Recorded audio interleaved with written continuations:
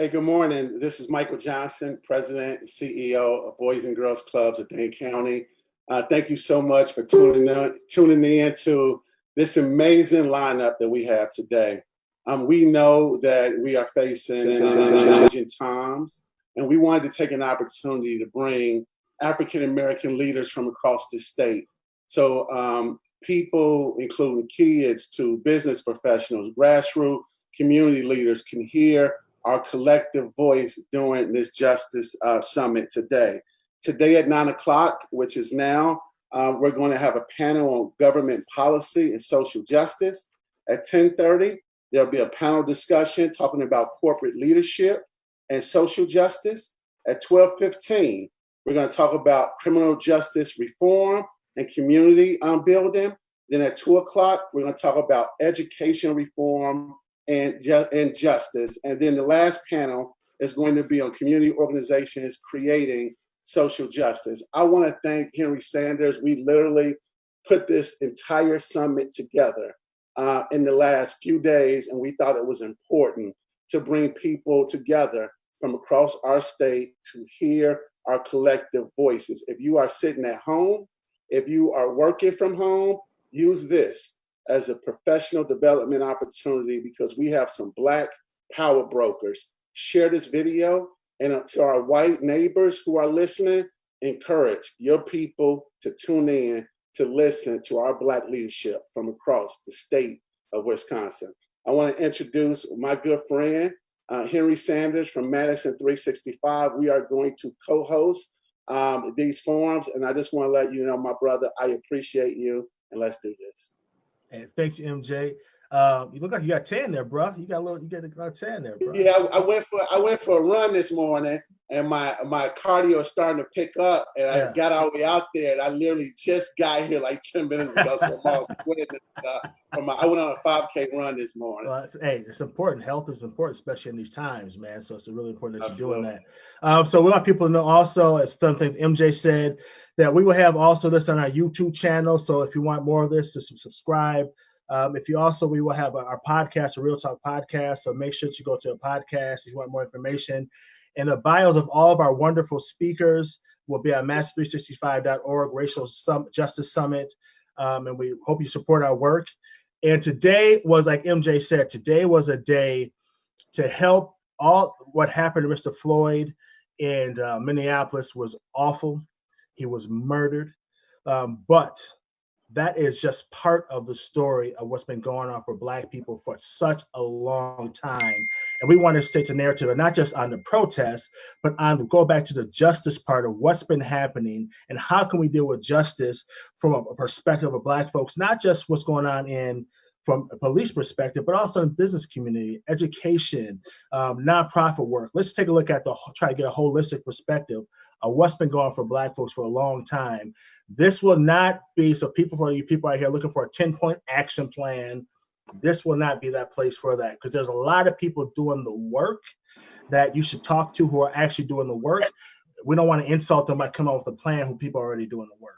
However, these are, I promise you, these are people who are on these panels today that people should be paying lots of money to hear. These are experts. These are people doing the frontline work for years. So this is a time we will be taking questions on Facebook Live. So if you have questions, please give those to us. We'll try to get what we can. We're going to try to leave a block of time to get those questions to our audience. But please, if you're white, Black, brown, whatever you are, if you have questions, now is the time to ask, because these are the experts.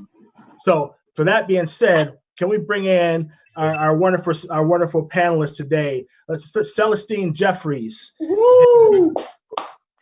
So for some of y'all who are in just Madison, Milwaukee, might not know Celestine, but Celestine was the first African-American, the first Black woman to be at the city council and the school board in Green Bay. And she's been on for the chief of staff for the past two mayors in Green Bay. So historical Black Green Bay is in the house. How you doing, sister? I am very well, my brother. Very well. Thank you. Amen. Amen. Thank you for joining us. And we have our sister, State Representative Shelia Stubbs, for y'all don't know, who's been putting in the work forever. She not only is she a representative, she works at the church. She's a woman who's a woman of faith who also has been putting in the work on the front lines. State Representative Shelia Stubbs, thank you for joining us, sister.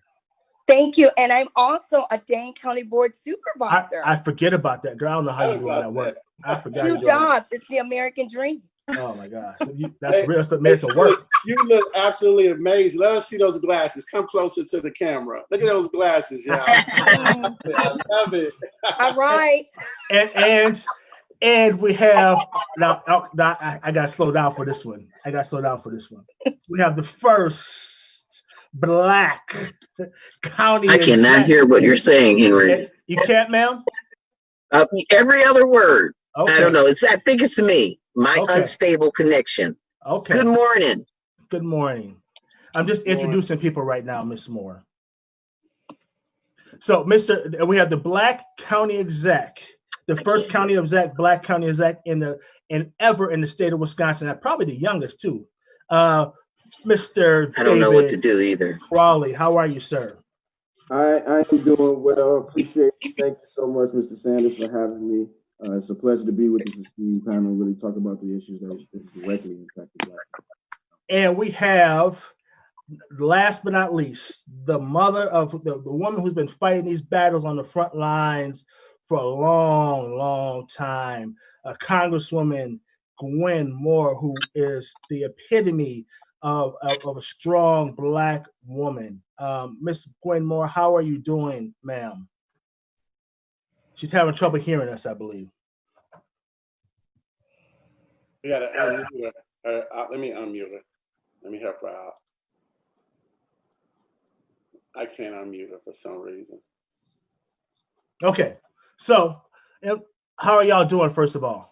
Very well. Wonderful. Thank you. Yes. Staying busy. So now go ahead, Henry. Go ahead, MJ.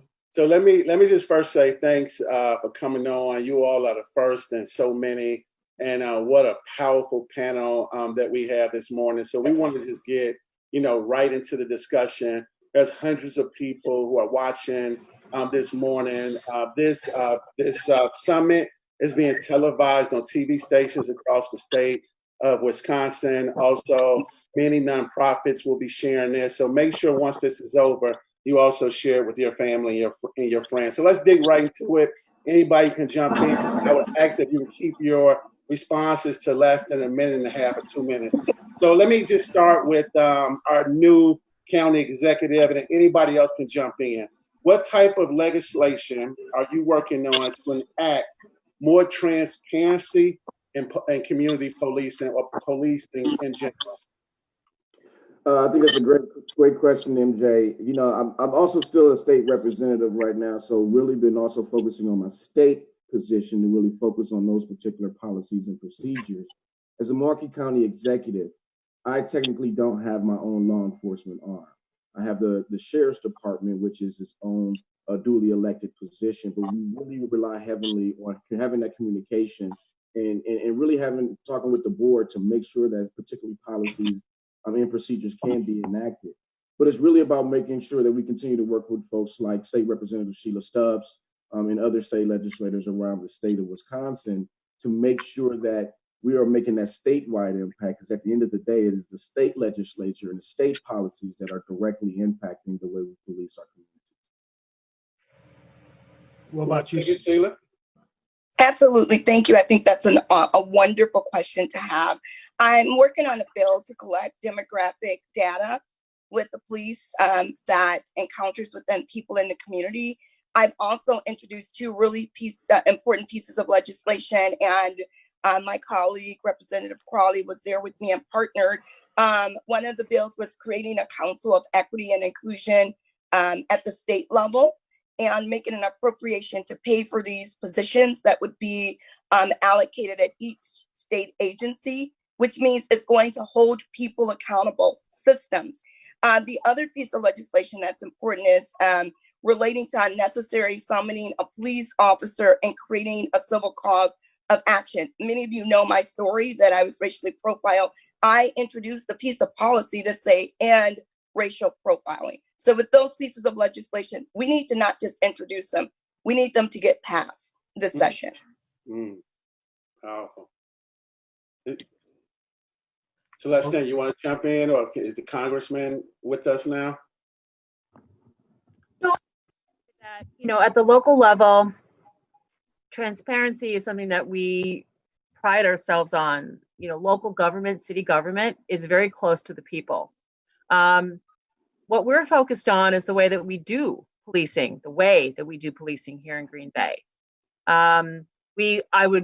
I welcome the legislative moves that Representative Stubbs is working on. I think that would be very helpful for us.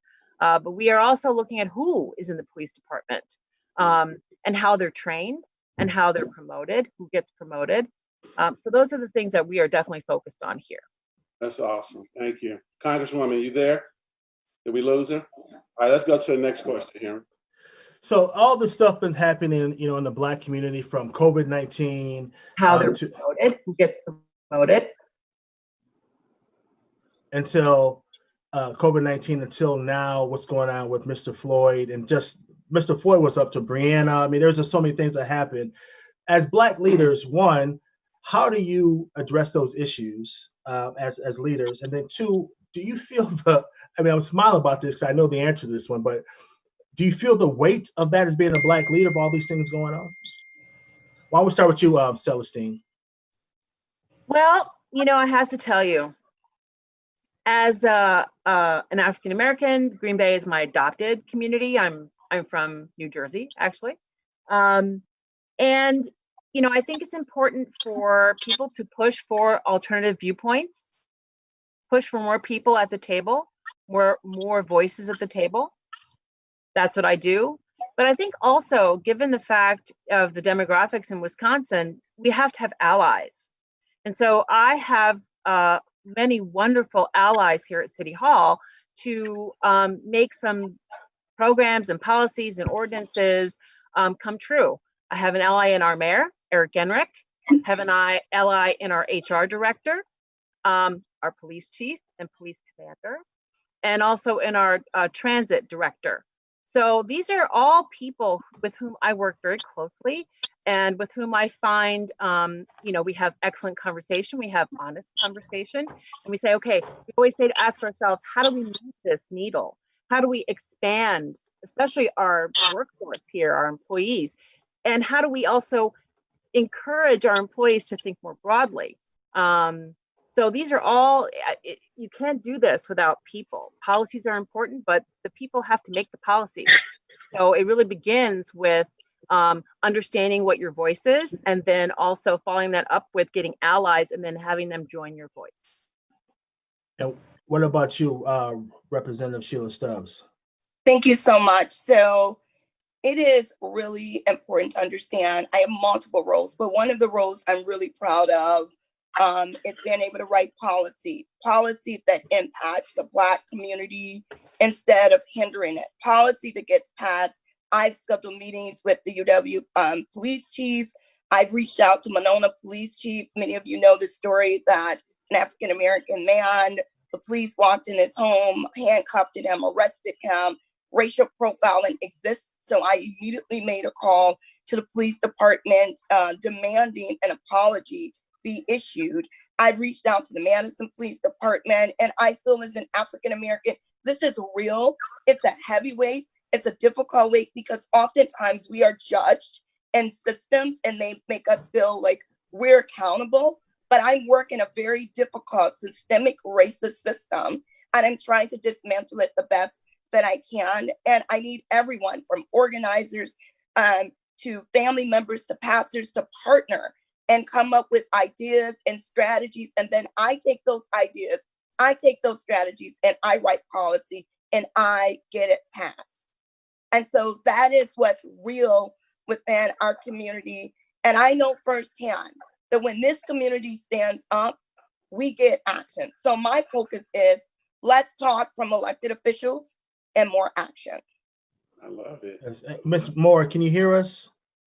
I can hear you. I left the meeting and rejoined you. I think I figured it out a little bit. How you doing, Congresswoman? Yes. And now I'm frozen.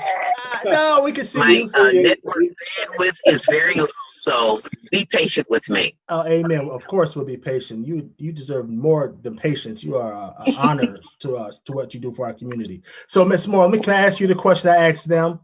The question is, so all the things that have happened in the Black community, from COVID-19 to all the police brutality, what in your position can you do to address some of those issues? And then, as being a Black woman, do you feel the weight of being a Black leader right now?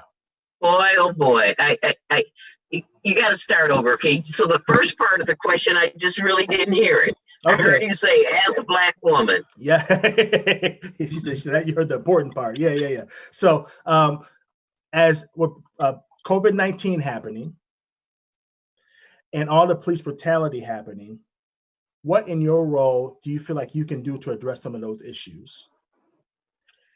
Oh, well, thank you for that question. You know, obviously, COVID-19 has had an impact on every single human being across the globe. But it has had a particular impact on Americans. I mean, where the pandemic is the greatest. And I think one of the roles that I am playing right now as a member of Congress and as a member of the Ways and Means Committee.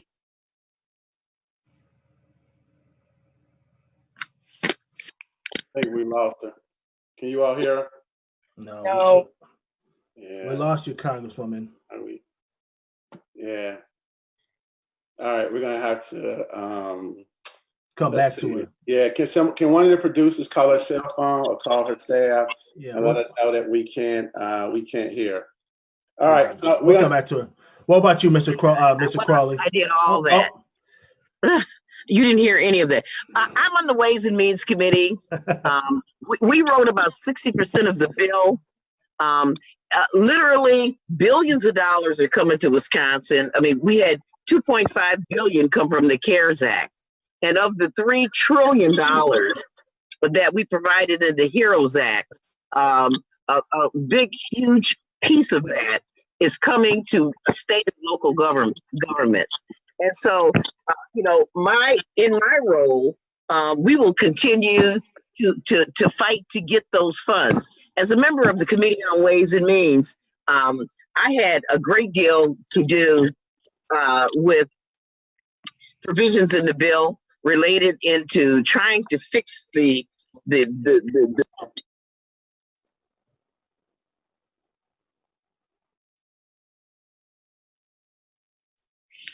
with her.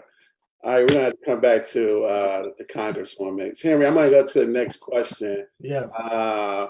And just tell them we can't hear. That's the world of technology that we now live in.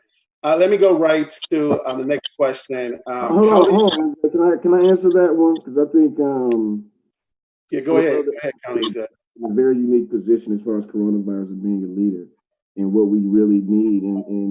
And one, it's not just about being a leader in policy. There's also being a leader of inspiration, right? And I say that from being in county executive position, there may be some decisions that I may be in tough positions to make some decisions that directly impact people because of the result of the protests or result of COVID-19, which have directly impacted communities of color. Because about 78% of those who have been diagnosed as positive have been people of color here in Milwaukee County. And so we have to not only just focus on the policy, but even when you think about, again, we're in the middle of two pandemics. And racism is clearly winning because everybody forgot about COVID-19 over the weekend with all the protests. And so I want to make sure that folks know that you need to continue to protect yourself if you're going to go out there and wear a mask. But, we have to also make sure that these people know that we are there for them. I had a chance to go out last night with some of the protesters and was out until about 2:00 this morning. But just that the mere presence of just having me there makes a difference. And I think that we need to make sure that all of our elected leaders and community leaders understand that. So, David, what are government leaders doing across the state to ensure that African Americans and people of color have access to getting tested? We'd love to hear from you all and what ideas you might have to make sure that we're taking advantage of getting tested. So we've made sure here in Milwaukee County does not have a health department. So it puts us in a very unique position to where we have to be a convener. We have to bring 19 different municipalities, 11 different health departments to the table.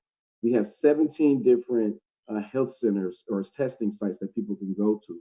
But we also have 2 National Guard testing sites, one on the north side, one on the south side. And what we're doing is we're telling those who want to get tested, who are asymptomatic, go to those National Guard sites. Make sure you get tested. But if you are feeling symptomatic, don't feel well, and you want to get tested, you should probably call 211 to get an appointment so you can have that continuum of care. So, but also we got to change up our messaging. You know, in the beginning, we talked about being safer at home, and we had to come up with something right away. But you know, when I think about my own background and those that I grew up with, safer at home is not an option. And so we know that we just have to keep people safe. We know that people are itching to get out, businesses are itching to open, and we just have to figure out ways that we work with businesses and our community to make sure that everybody is protected. And particularly when it comes down to the mask, because we know that that's going to be talked about a lot more. We have to make sure that we're talking to folks to get them comfortable seeing a Black man or a brown person wearing a mask. This isn't like we're coming. We literally need to throw away our biases and really, check the racism in this country, because we're going into a pandemic, a different type of pandemic that we have never seen. We've seen racism before, and unfortunately, we don't have a cure for it. But to have both, the coronavirus and racism, we definitely need to find ways to lean on one another more than ever. Celestine or State Rep Shelia Stubbs, one of you all want to take it? Sure, I can certainly comment. In Dane County, we have a public health department, which is wonderful, that is funded by both the city and the county. Our county executive, Joseph Parisi, our department director, Janelle Henrich, and our mayor have worked collaboratively on initiatives within our community. I am honored to stay in South Madison at the Alliant Energy Center, which is a testing site in the middle of our community. And I've spent time spreading the word, sent out information to ask as many people, especially African Americans, to go to the free testing sites. You will be hearing a rollout very soon on some initiatives that the county is going to do, because we all know that testing site is going to go away. How are we going to reach most vulnerable communities unless we go to where they are? I am going to be standing with the county executive and our director of the health department to talk about these specific initiatives. I can say firsthand, it is disturbing because sometimes African Americans don't trust well. And when they're going somewhere, they don't know who people are behind the suits. What, should I test? Should I accept the results they give to me? It's a whole different gamut of trust. So that is something that I believe in. I've been at the protest. I stand with our youth. I stand with our brothers and sisters. But I must say, at my very end of comments, it starts with policy. And we have elected officials hold us accountable and make us write the policy that recognizes our community and our priorities. Thank you. Unless you want to respond, or you want to go to the next question? Yeah, just briefly. The pandemic has revealed what we already know needs fixing in our society. And it is now up to us to identify what we need to do in order to make our society work for, more open for, more reflective of, more respectful of every member of our community. And while I love hearing what's going on in Milwaukee, I love hearing what's going on in Dane County, the problem is that this is not a statewide response. And in order for us to actually put the pandemic down, we need minimally a statewide response, maximally a national response. So here in Brown County, City of Green Bay does not have its own health department. We rely on Brown County's health department. Oneida Nation has its own health department, and De Pere, which is a smaller city in Brown County, has its own health department. The testing has been interesting. I'm glad it's still free. So they were only testing people who were symptomatic. Then they opened up the testing to test people who were not symptomatic. My husband, my sons, and myself went to go get tested. And now they've closed it back to people who are only symptomatic. Mm. So to reiterate, I love hearing what's going on, but if we're going to really defeat this virus, we need minimally a state response, maximally a national response. That includes everybody. And we don't, and not have people who are sitting justices talk about the real people and then everybody else. So. Real talk, real talk. Congresswoman Moore, you want to answer that same question? You back with us?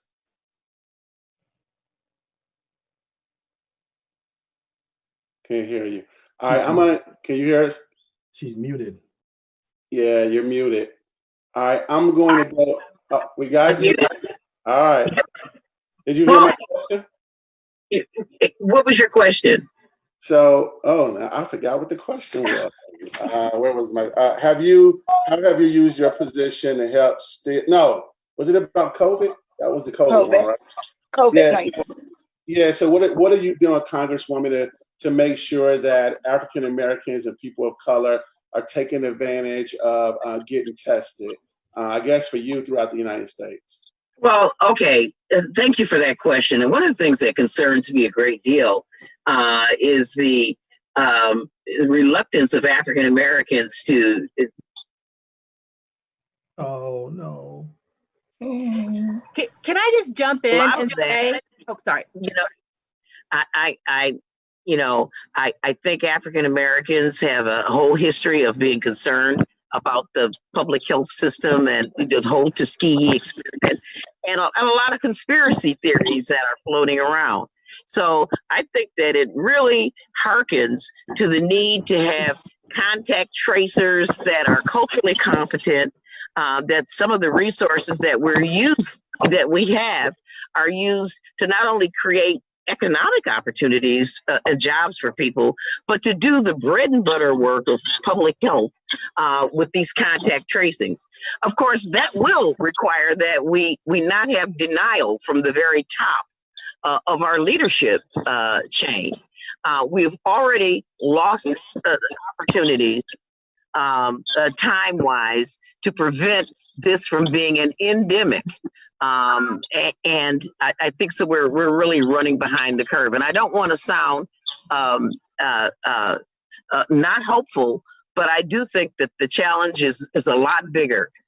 And so before I turn it back over to you, Henry, I just want to say, I think that, and I'm a partisan on this call, I think Republicans on the federal level are going to have to come to terms with the fact that our economy is going to be down at least until the end of 2021. And that's going to require a lot more economic impact payments to people, a lot more money. They don't want to give them any money to state and local governments. And the war is on. And so mostly that's where my energy is right now. I love it. Celestine, you said you wanted to jump in and say something, Celestine? Thank you, Ms. Moore. Thank you, Congresswoman. This whole phone call reveals one of the things that we need to do in our communities, and that is to have better internet. Why isn't 1 gig internet available to every parcel, every household, urban, rural? I mean, honestly, internet is like electricity. It's needed. It's not extra. It's necessary.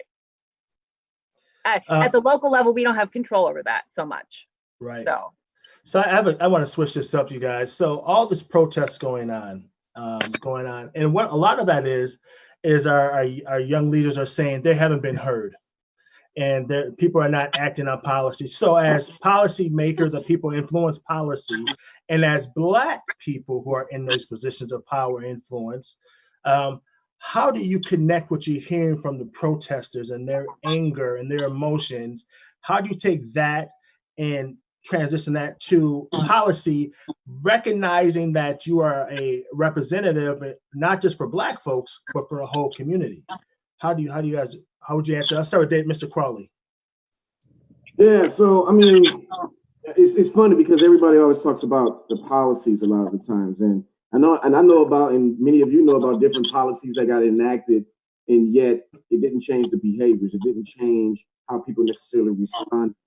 And so I think that, you know, when we think about the policy changes, you know, it's about, like, I've been out there with these young people and talking to them. And last night it was a breath of fresh air for me, but it was also eye-opening to hear folks literally crying out for a leader.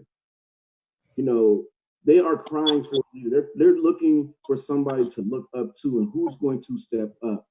And, you know, just to go out there, you know, and talk to them, you know, they understand that the policies need to change. But the question they have is, you know, but does that necessarily mean that the system will change? And, you know, we always talk about like the few bad apples and things of that nature. But what if it is the fact that, you know, we actually have all good apples, just in a corona-infested bag, right? It's the system itself. It's the bag itself that is the problem. It's not the apples, right? And so, you know, once you put the good apples into something that's been so infested, for so long, then those good apples no longer mean anything. You're just going to be looking at that bag. And we have to look at all these systems the exact same way. And I think these young people absolutely understand that. And so, you know, when we talk about the policies, we have to make sure that we are bringing them to the table to be a part of the policy discussion. Because a lot of the times what ends up happening is we're bringing a platter to them and saying, this is what you're going to eat. And they're not being a part of being empowered to be a part of the system or changing that system. And that's what we have to get better at when we start to incorporate the policy changes. It has to be directly organic from the communities that are being directly impacted by the very reasons why we're protesting. And what about you, Ms. Stubbs? What do you feel about that? I mean, it's a heavy weight to do what you're doing. So how do you take that passion from these protesters who are protesting for real issues, and you being a policymaker, being a Black policymaker, still representing more people than just the Black community? How do you take that anger that's hurting the Black community and give them a voice at the table? Absolutely. Thank you so much. First and foremost, I stand with the protesters. I personally have called out inequities. I call it out. I say what it is. I don't compromise. I am a negotiator, but I know it's real. One of the things I did at the Capitol, being newly elected, I reached out to all the BSUs, Black student unions in Dane County, with Madison Metropolitan School District, brought them to our state capitol, spent time with them, listened to their issues, showed them how to go and lobby their lawmakers about issues that were important to them. I am a woman of faith. I pray and I believe God. I'm a compassionate woman, but I am a woman. I make no excuses. I hold people accountable. What our youth are looking for is a platform for us as lawmakers, as Black leaders, to listen to them, to help echo their issues, their concerns. It is reality. So I call out racism. I call out inequities. In fact, I created the first office of equity and inclusion across the state. As a matter of fact, I'm doing the same work at the state level because I believe local government is the closest to the people. It worked at local government. Why not elevate it to the state level? These youth deserve our vote. They deserve our voice, and they deserve for us to stand up with them and be there with them and echo their voices. I make no apologies. Thank you. And Celestine, I want to come to you because, you know, people in Green Bay, I'm gonna ask you the same question, but people don't think there's Black folks in Green Bay, which there is, right? There's a big Hmong population in Green Bay, a big Latino population in Green Bay. So, you know, people don't think there's Black folks in Green Bay. There's Black folks in Green Bay, people, like Black folk, like for real. Like, so for real. So Celestine, the same question to you as being someone who's been the chief of staff, school board, city council. How do you take the anger from protesters for our young Black youth, not just young Black, but people are protesting that anger, and you being a Black woman who influences policy, how do you take that representing, also knowing that you represent everyone, how do you take that anger and actually put policy in that still hears that, but also helps a broader community? How would you do that as all the positions you've been in? Well, as Executive Crowley was talking, I was thinking about the Intercity Student Council that the school board has. And, I think that that's a great start for us here at the city. We are trying very hard. Mayor is trying very hard. Departments are trying to respond to what some of the protesters are talking about. And I think that something like that would be good for us. That's something we need to discuss, obviously. School board is a great model. But let me just also say that when you bring in other voices, the challenge really is not just to sit and listen. The challenge is to actually act on what they're saying. And so, I recall conversations at the Intercity Student Council. I was on the school board for 6 years. And for years, students had been talking about our grading scale, right? They're the ones getting the grade. They've been talking about our grading scale was very, very tight, and it was the tightest in the whole county. And so it took years for the school board to make some change. So on the one hand, yes, let's get the youth voice in. Let's listen to. Then we also have to act on what it is that they'd like us to do, which means, having that mutual respect and that mutual trust, because then they have to trust us to take their information and actually act on it. And then also they have to trust us to be honest about whether or not what they'd like to have done is doable, given the constraints of the system. Ms. Moore, I want to come to you because you have institutional knowledge and dealing with the communities in such a long time. And, this is not a new rodeo for you. So now what's going on now, you've seen these things play out for a long time. And you've been representing Black folks for a long time. But you've also been representing a broader community. So in your time, I want to ask you the same question, but specifically to you. In your time, how have you dealt with the anger, especially being in Milwaukee with all the race that they have across the board? How do you deal with the anger from our youth who are yelling out for help? And actually, how do you take that and take that for policy and implement it, knowing it's representing everyone else? And then I think Celestine said something that was really interesting to me. Also, the patience of having the time to let the policies take place, right? So how do you do that all that in one time? You're a master at this stuff. So how do you do it? Well, I don't know about the master part, but you're right about this not being my first rodeo. I really think it's really important to acknowledge and uplift the youth for really moving this ball along. Because like I said, I'm 69 years old. And I can remember my daddy saying that he would not take me to Mississippi to visit my ancestral home because I didn't know how to act. And I'd be just like that Hill. I said, "Oh, Daddy, I'm going to be good, Daddy, for real, Daddy." He said, "No, Gwen, no, you do not know how to be good." And I remember right here in our own community, I remember Daniel Bell being killed when the police officer essentially confessed after he placed the knife in his hand and claimed that he lunged at him in order to do it. I have seen Curtis Lacey die literally from strangulation, just like George Floyd. So why didn't Till move the ball forward? Why didn't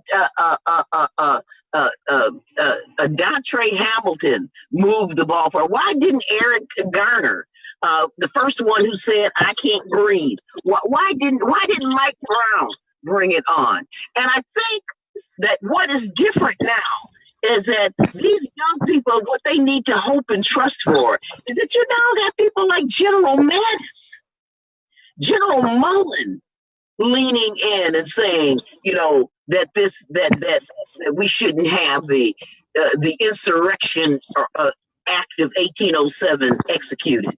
I mean, you have preachers like Al Sharpton saying, "Get your knee off my neck," instead of some Black minister out on the bullhorn telling Black people to go home and get over it. And I think that gives us cover and ability to do things. I mean, one of the things is the 14th Amendment of the Constitution was adopted specifically to deal with the brutality of Black people.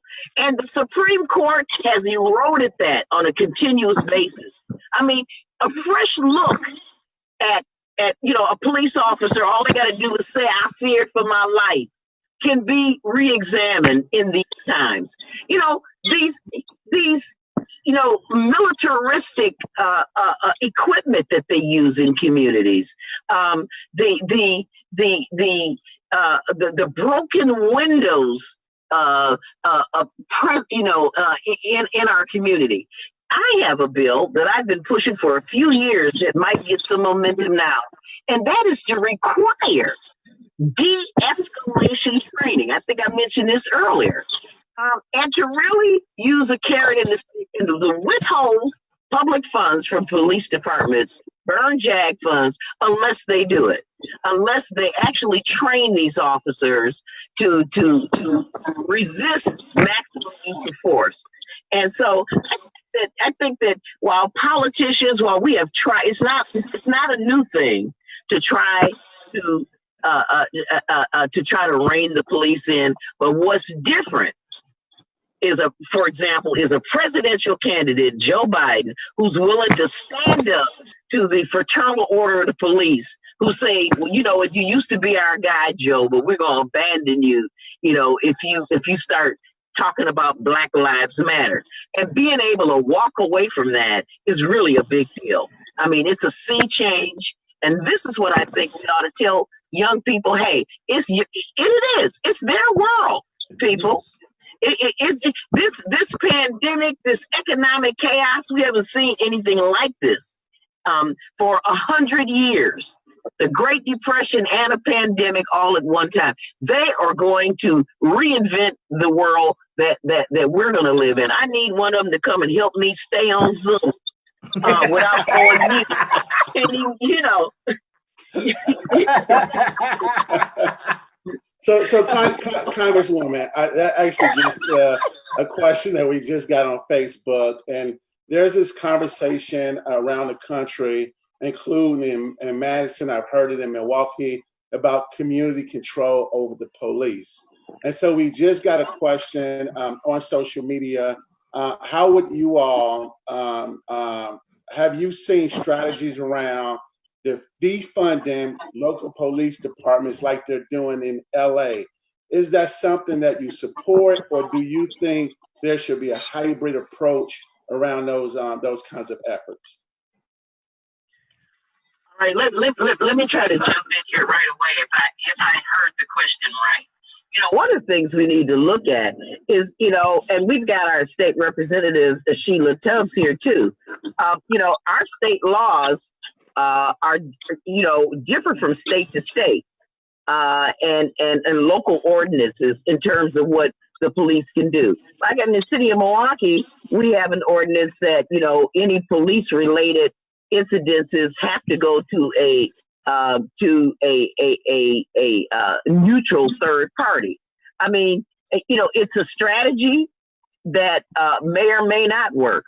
People have fire and police commissions that are more or less effective. But again, I do think that that this gives us an opportunity to have professional police organizations like the Police Executive Research Forum, who's talked about, the three pillars of police reform. I mean, it ought to be ethical, legal, and it needs to be moral. I mean, they need brand new training. And I think that we are at a tipping point where we can require police officers to come to the table with something other than, I was afraid for my life. And so I had to shoot Dontre Hamilton 14 times because he was sleeping on that park bench. And I think that my grandmother, for whom I'm named, would say, you have to sit while the horse is squatting. And the horse is squatting now. And now this is our time to vertically change our laws. People had a fit about the 1994 crime bill. It's time for a 2020 crime bill. Celestine, what's your thoughts? Thank you, Congresswoman. I'm gonna mute myself. You can hear people better when everybody who's not talking mutes. All right, Congresswoman, what's that background you're in? Oh, you know what? A millennial came and put this on, and now I don't know how to take it off. we love it, though. We love it. Oh my gosh. All right, Celestine, you up. Sure. So, money, budgets follow what we value. Mm-hmm. And, let's be really clear. People value the services of the police department. But what they want, of course, is a police department that is responsive, that listens, that's fair, that answers a call to your house, as well as they answer a call to, a part of the community that has a higher income. I don't know anything about LA's budget. I have enough with Green Bay's budget, to be honest with you. But I would say that one thing that would be important for us to do when we're considering how to shift money is to actually go to the people, to engage in subsidiarity, which is essentially asking people what they would want and then believing them and acting on it. And so one of the things that Mayor Genrich would like to do, and I've talked to a fellow traveler in Eau Claire about participatory budgeting. Mm-hmm. And so this is a way to get community members, and in New York City, they do it beautifully because they have people who speak those languages talking to the community. What would you like to spend money on? Where do you think money, if you had money to spend, how would you spend it? And then also, quite frankly, in terms of transparency, budgets are really complicated. Municipal budgets, not only county budgets and state budgets, and I haven't even looked at a federal budget ever in my life. So these are really complicated. And so it's incumbent upon us to actually make the budget process and the actual budget clearer to people. But yeah, I would say here in Green Bay, the mayor is interested in participatory budgeting. I would like to see that happen here. It takes some time to get that started. And then also, we have to understand what the community values, and then spend our money to spend their money, quite frankly, to reflect those values. Thank you. So to David and Shelia, same question. The only thing I would ask that you embed into your response is how do we include groups that are out there protesting and hearing their concerns about community control over the police. Give us your thoughts.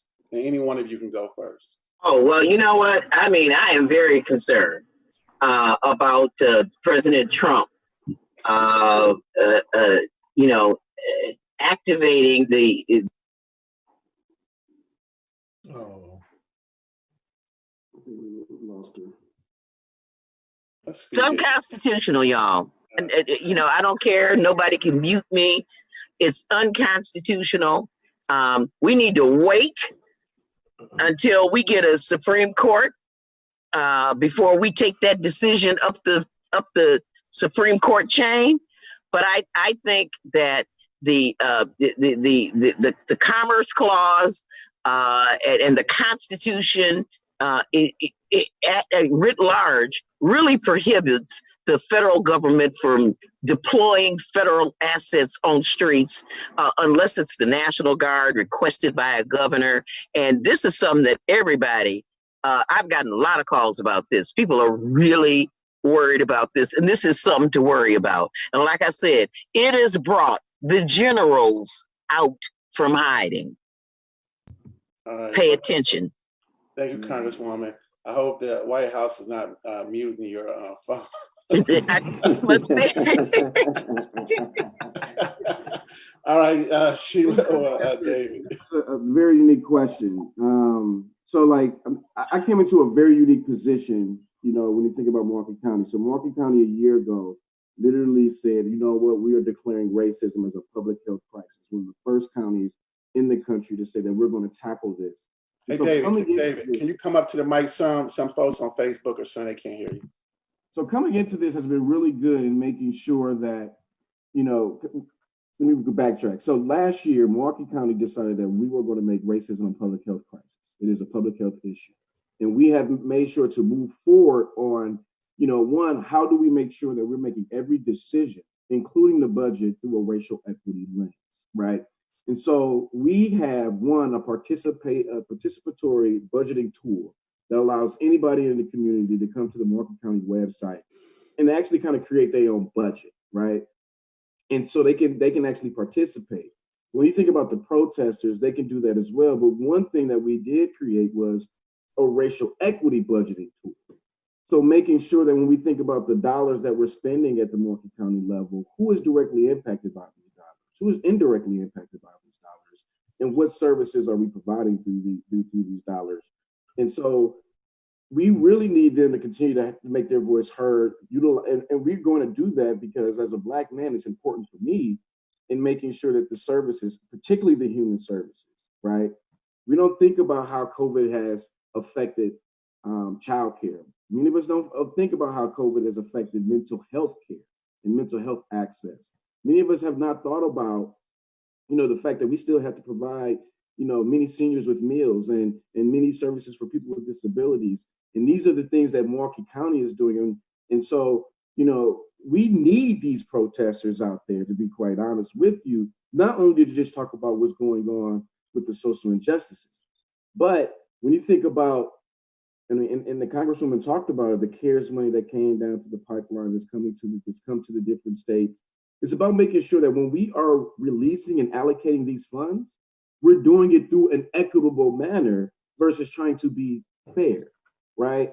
And this is the opportunity when we can be focusing on getting the resources to the communities that have been, you know, disproportionately impacted by so many different issues. And so that's what we need to be focusing on and really being intentional in providing that space for people who isn't paying attention to my Facebook page or watching Fox 6 to see what's going on in the political realm. We have to get out here and we have to directly message to these folks and be deliberate in bringing them to the table.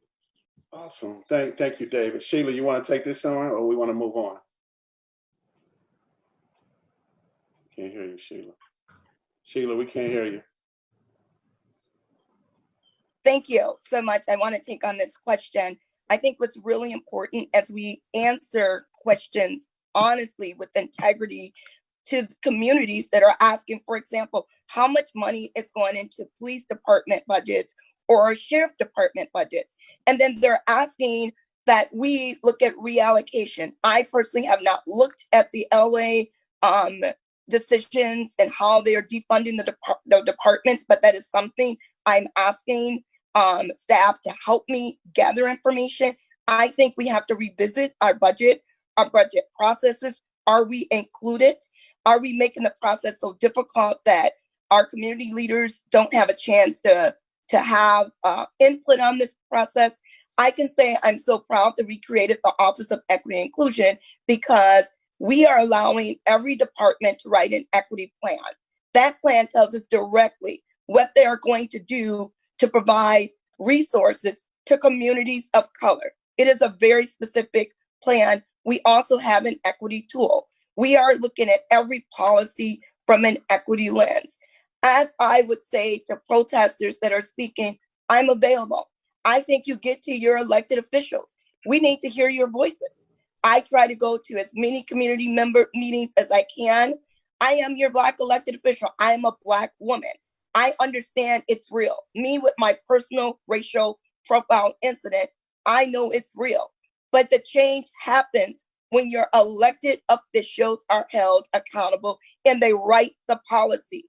It is policies that are systemic that have brought on the racism. And until we disrupt, dismantle, hold people accountable, and revisit our budgets, we will not have change. And our youth have demanded change, and we have to answer the call. All electeds.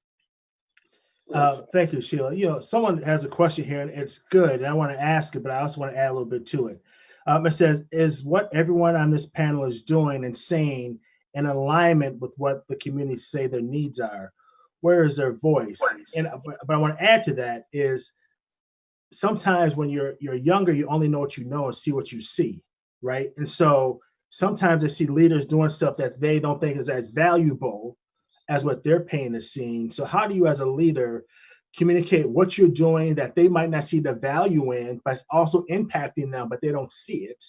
And also make sure their voices are heard for the urgency that they feel. I think that's the disconnect, right? That we're not communicating to our youth about the urgency of what we're doing on here, that how it connects to what they're doing at the same time hearing their voice. So why don't we start with you, Ms. Moore? Yeah, I'm the senior elected official here on this panel, and and that's what it takes to be.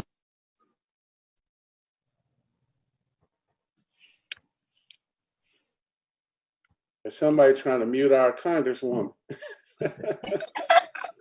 Ms. Moore, lean back a little bit. She must got a mute on her earpiece.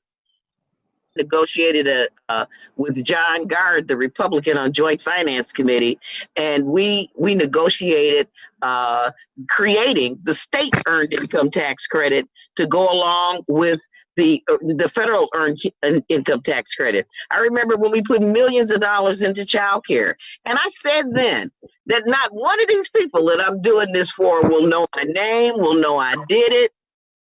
They probably won't vote. They surely are donors of mine. But it gives me satisfaction to do it. You know, we have a very fine reputation for constituent services. Our office does. I'm really, really proud of that.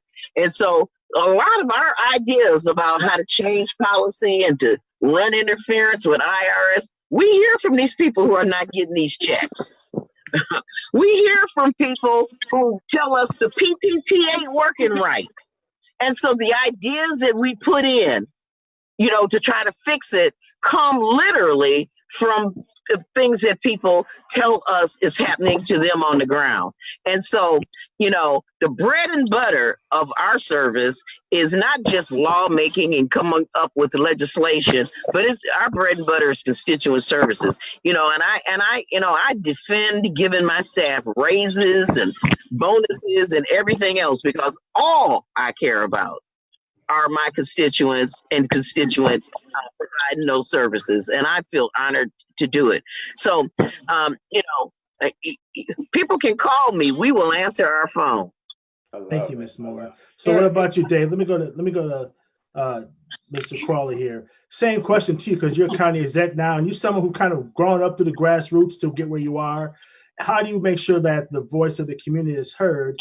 At the same time, what I was saying is, like, as a county exec, you're doing stuff that impact Black folks directly, but the people, they might not see it, or it's not a connection to them why you're doing it. So how do you take their voice and their real issues, but also bridge that with what you're doing so they know the value of what you're doing also at the same time?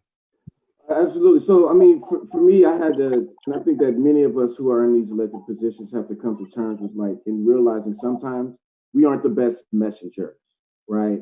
And as elected officials, like, I had to have a real conversation with one of the organizers of the march, and they're like, David, what are you going to do? And all this. And I said, you know what?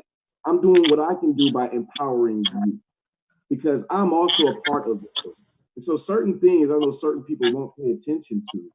So the more I can empower my community, the more I can empower those on the ground, the more we can flourish. And it's really about making sure that we're being intentional and strategic in messaging to those who are on the ground to get things to folks who aren't on my Facebook page, who aren't paying attention to Twitter, you know, because we have to do something different. There are different ways that we have to reach these young people, and we can't do it the traditional means. We're definitely utilizing social media a little bit more. I mean, I know that I got to get on TikTok now, because clearly dance videos is what's popping now. But we just have to get into a different mindset and just making sure that one, that, like, our staff is also reflective. And I think that's also critically important, you know, and one of the things that we're focusing with the Milwaukee County. And so to make that connection, we have to be intentional and strategic in making sure that we're having constant communication with the folks who are on the ground, the folks who are directly impacted, and lifting their voice up. Once you empower those who felt like they have not had a voice and been voiceless for so long, they then find ways to bring others with them and bring others to the table. And that's how we're going to get this community to consistently grow and make the changes that we absolutely need. So first of all, bro, you went on TikTok dancing. You ain't dancing, bro. You ain't dancing. I'm not. I may shimmy though. I mean, no. You got. Hey, he got to prove it to us. We want to see you do it. I mean, we want to see the count. It's about 800 people watching this right now. We want to see what you do on TikTok. Don't let him do it. We want to make sure he's staying off it. Right, keep it right. But hey, we hear you, kind of Zach. TikTok. Okay. It's all love. It's all love. So, Ms. Jeffries, I asked you the same question. How do you take the legit anger of our youth, and they want to make sure that their voices are heard in policy, but also that you're dealing with stuff and you're seeing stuff being the chief of staff for sure that they might not see and understand? How do you make sure that they understand the value of what you're doing that impacts them, and also make sure that their voices are heard to influence policy? Yeah, that's tough. That's a really tough question. And I also want to say that I think a lot of the people who are protesting and who are upset are not just under 30, right? Yeah. So there are a lot of people out who are, when I look at the videos, I see a lot of people of all ages. And so, but you ask a question about young people who I imagine are my son's age. I have two sons, I have twins, they're 22. Yeah, that's hard. That's hard, especially here at City Hall. I think that I'm hearing a lot of really great suggestions today for us to better connect formally with young people in our community and, explain to them exactly what we do. A lot of people don't understand what the city does, to be honest, what we're responsible for, what the county's responsible for, what the state's responsible for. So it's our job to reach out. Yeah. And what about you, Ms. Stubbs? Great. Because you also in the church, right? So you are dealing Absolutely. with a broad constituency. So how do you connect these worlds?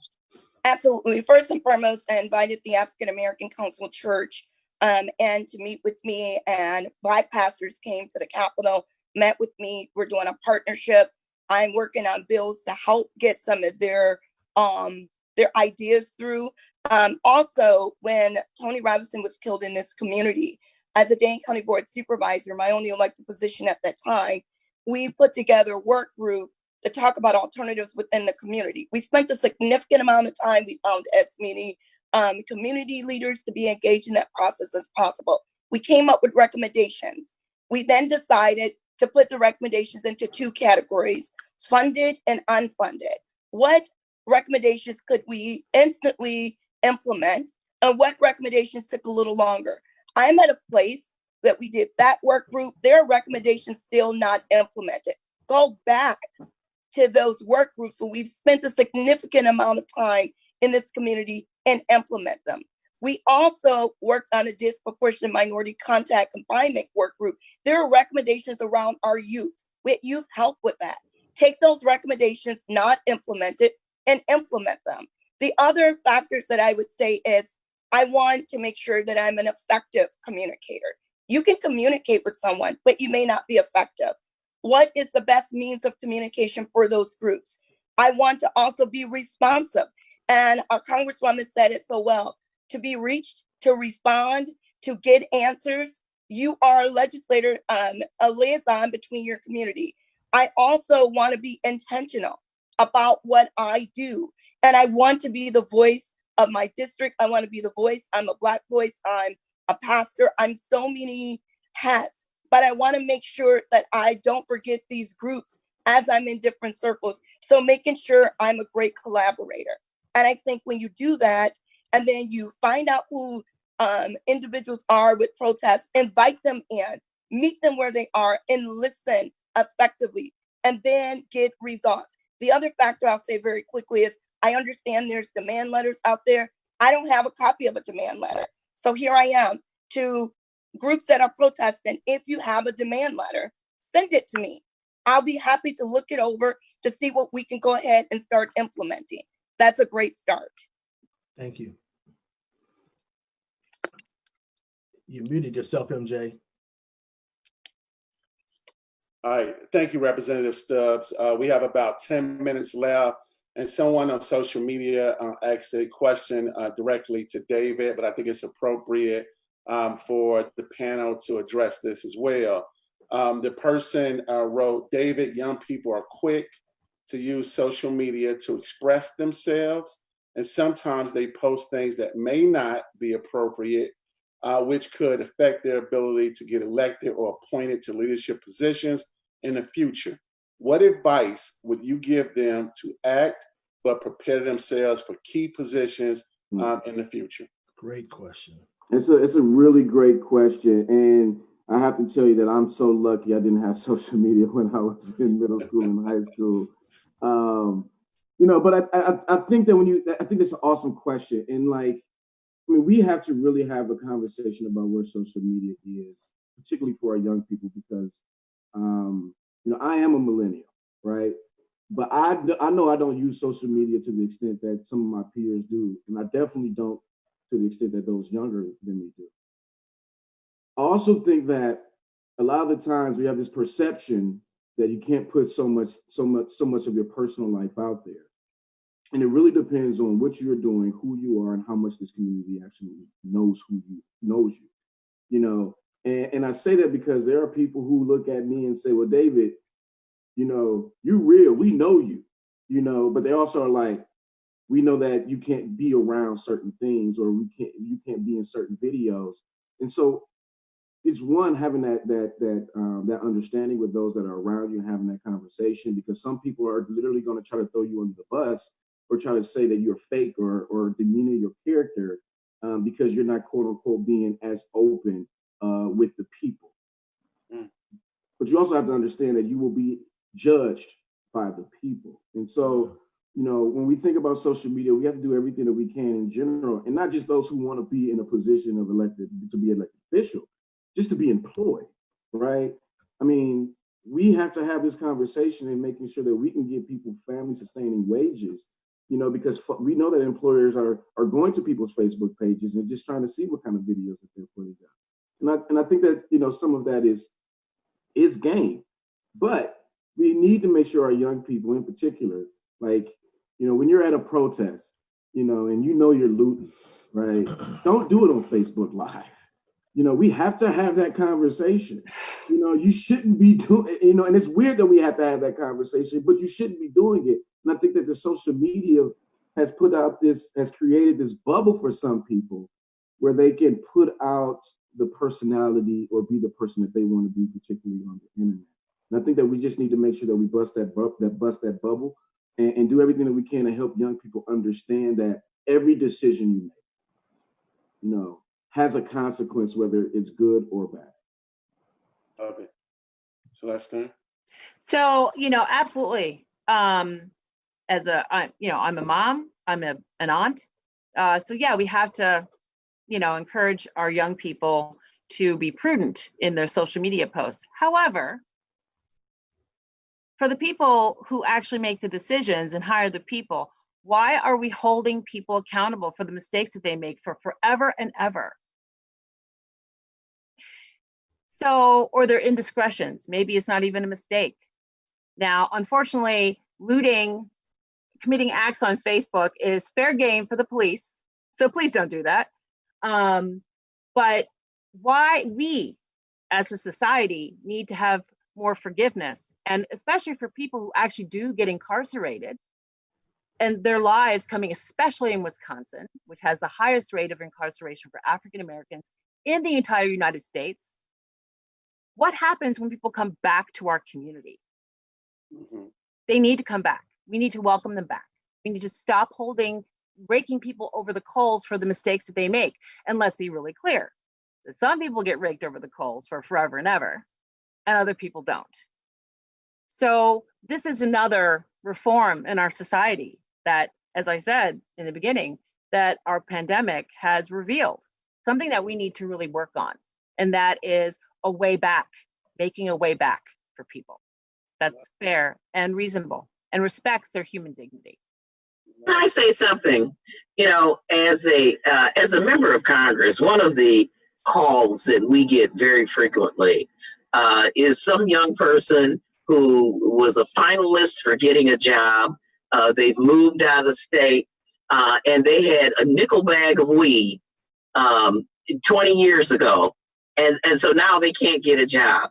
And we have to understand that, you know, when we start talking about structural racism, I mean, you know, some of our laws were designed to really capture African Americans. I mean, they deliberately turned marijuana into a class 1 drug on par.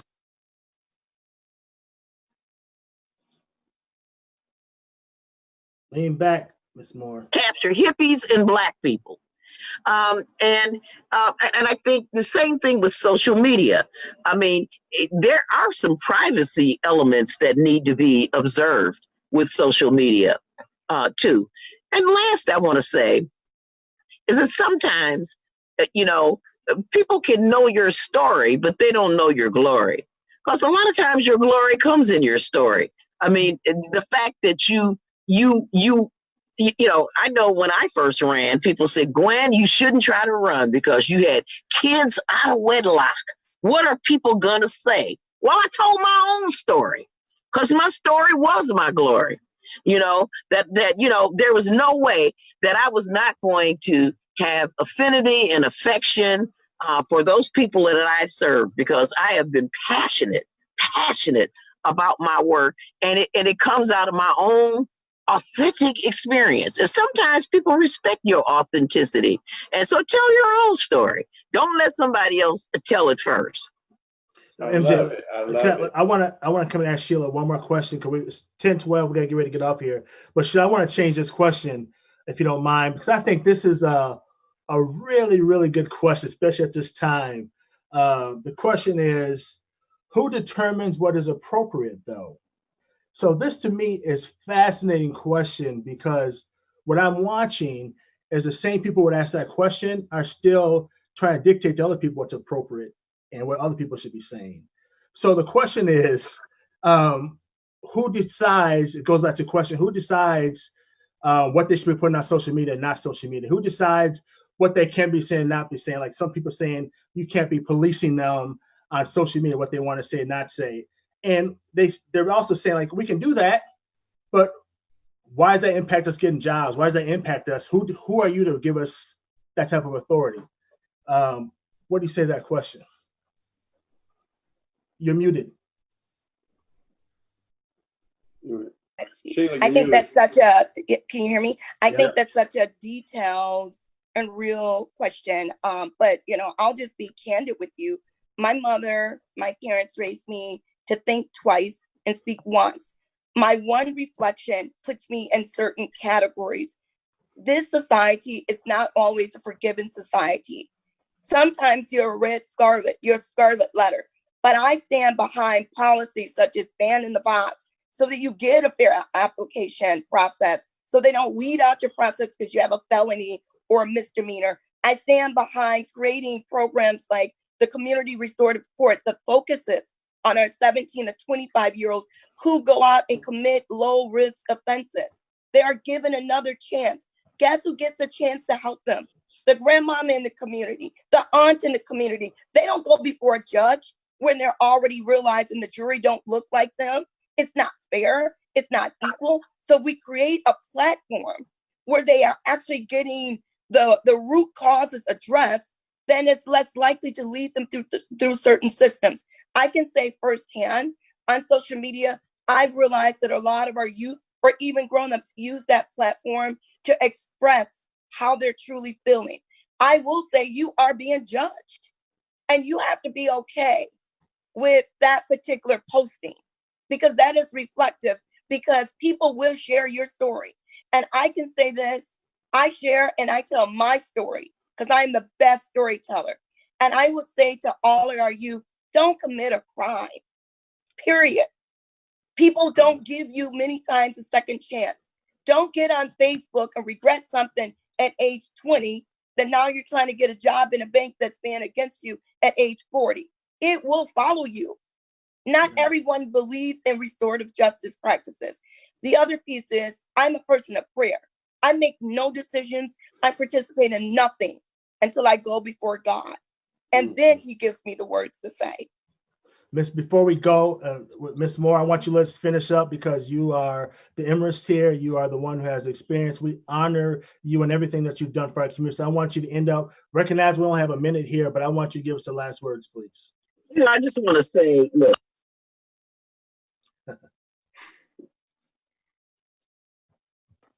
the elder here, but there were plenty of people who came before me. I'll be celebrating today Ike Coggs, Marcia Coggs, so many others, Lloyd Barbie, Vel Phillips, people who nurtured me and taught me as well. And, I am always looking for, this group of people here, people who really care, people who really do want to serve. I just want to just close out by saying one thing about restorative justice. One of the things that I'm working very hard on is to provide food stamps and Pell grants for people who have been previously incarcerated and are felons. I mean, we cannot expect people to be reformed if they're forever wearing that jacket. And if there aren't any kind of second chances at any level, of course they revert to a life of crime when you slam all the doors. Whatever is the purpose of denying somebody food assistance because they're a former felon? What's the purpose of that? It has no purpose at all, except to guarantee us that they're gonna continue a life of criminality. When we start talking about racial justice, we can't just talk about it on one level, economic development or criminality. It's educational, it's vertical. And I believe that we've gotten to a tipping point, and I'm prepared to learn everything I can from any millennial or Z generation. I'll learn what they know, and I hope that they'll listen to what I know, because together we can make this work. Thank you. We want to thank all of you. Thank you, Celestine. We love you. I tell one Green Bay, we love you. Fox Valley 365, what's up? We love you. Miss Shelia Stubbs, Representative, we love you. Everything you're doing. Tell your husband I said what's up. I love him too. Miss Moore, Miss Moore. Thank you so much for this forum. Thank you so much. And hey, TikTok. We love you over there. I will make sure to tag y'all. Got you. Come on, executive. We'll do the juicy slide on TikTok. Hey, it's important everything y'all are doing. I tell you now, leadership matters more and more, and people need people like you leading, taking chances, and risking what you're doing. It's not easy to be a leader at this time. So thank each of you. Thank you. And I'll just say, God bless. Ditto to everything Henry is saying. For those who are tuning in, we'll be right back at 10:30. The next session is on corporate leadership and social justice. And we have three amazing individuals. Outstanding. We have the Generation Growth Capital founder, Corey Nettles, American Family Insurance Chief Operating Officer, Talisa Yancey. And then we have CUNA Mutual Executive Vice President and no other, Cedric Ellis. So join us back in about 15 minutes. And ladies and gentlemen, thank you for coming out. Thank you so much.